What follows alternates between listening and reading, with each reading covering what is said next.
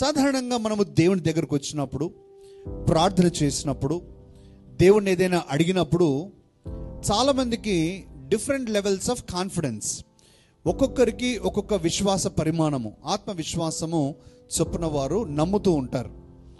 అయితే అనేకులలో కూడా దేవుని యొక్క సన్నిధిలో ప్రార్థన చేసే సమయంలో కాన్ఫిడెన్స్ లేకపోవటానికి కానీ, బలహీనమైన విశ్వాసం, లెస్ కాన్ఫిడెన్స్, లెస్ ఫెయిత్ ఉండడానికి కానీ కారణం ఏంటంటే గిల్ట్, నేరారోపణ చేసే మనస్సాక్షి. మన మనస్సాక్షి మన మీద నేరారోపణ చేస్తూ ఉంటుంది ఎప్పుడు కూడా. ఏమని నేరారోపణ చేస్తూ ఉంటుంది? నువ్వు తప్పులు చేసే వ్యక్తివి, నీ ప్రార్థన వింటాడనుకుంటున్నావా? నువ్వు నీ మధ్యలో వారితో తప్పుగా మాట్లాడావు కదా, నిన్న తప్పుగా ఆలోచించావు కదా, నువ్వు తప్పు చూసావు కదా, నువ్వు తప్పు కార్యం చేసావు కదా, దేవుడు ఎలా నీకు ప్రార్థన అంగీకరిస్తాడని నువ్వు అనుకుంటూ ఉన్నావు? అంగీకరించడు. నువ్వు ప్రార్థన చేసినా వేస్టే అని ఆ మాటలు సాతాను మనం చెవులలో నిదానంగా గుసగుసలాడతాడు. మన గుసగుసలైన ఈ నెగిటివ్ వర్డ్స్ బాగా వినిపిస్తాయి కదా, వెంటనే ఆ మాటలు విని మన మనసు చిన్నబుచ్చుకుంటాం.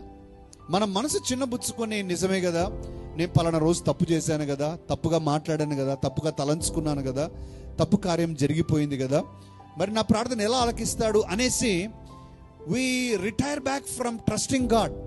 దేవుని యందు విశ్వాసం ఉంచడాన్ని బట్టి మనం వెనుకంజ వేస్తాం. ప్రియులారా, ఇక్కడే నేను చెప్పబోయేటువంటి అంశము చాలా ప్రాముఖ్యం.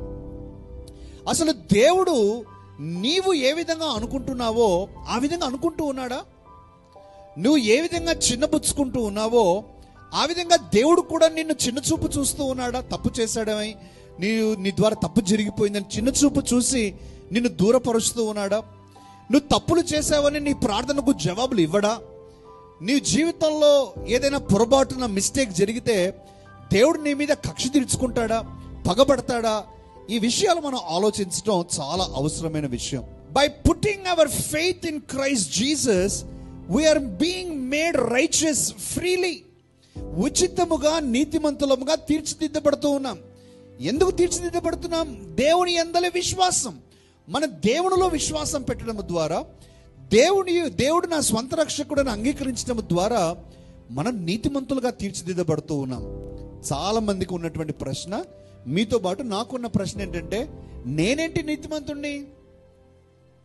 ఎవరి దగ్గరికైనా వచ్చి నేను నీతిమంతుణ్ణండి అని చెప్పాను అనుకోండి, ఎలా ఉంటుంది అంటే, అబ్బో పెద్ద పరిశుద్ధుడు తయారయ్యాడు, పెద్ద నీతిమంతుడు వచ్చాడు, ఈ లోకంలో ఇతనే నీతిమంతుడు అన్నట్టుగా భావన జరుగుతుంది. మనకు అలాగే ఉంటుంది, అవతల వారికి అలా ఉంటుంది.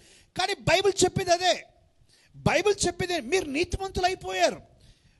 కానీ ఇక్కడ చాలా కీలకమైన అంశం ఏంటంటే, మనం నీతిమంతులుగా పిలువబడ్డానికి కానీ, నీతిమంతులుగా తీర్చిదిద్దబడ్డానికి కానీ నీవు నేను ఏం కష్టపడలా, నీవు నేను సంపాదించుకోవాలా, అది ఉచితముగా పొందుకున్నాము. ఆ మాట చూసారా మీరు? Freely it has been given.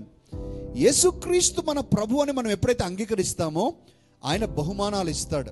1 రక్షణ అనే బహుమానం, 2 కృప ద్వారా పరిశుద్ధాత్మ అనే బహుమానం, 3 కృప ద్వారా నీతిమంతులుగా ఉండటం అనే బహుమానం.